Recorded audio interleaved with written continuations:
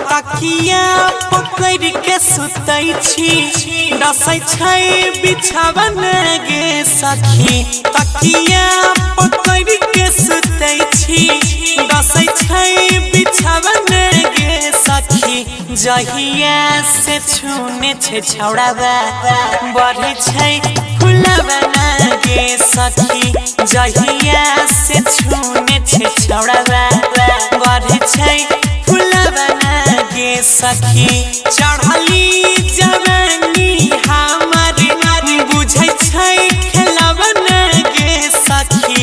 चढ़ली जवानी हमर बुझै छै खेलवन गे सखी। जहिया से छूने छे छौड़ावा बढ़ै छै फुलवन गे सखी।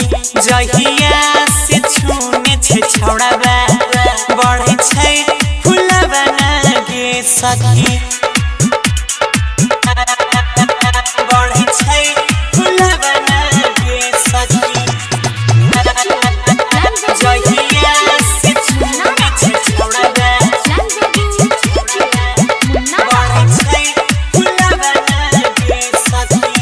Presented by Sai Recording Studio, Delhi.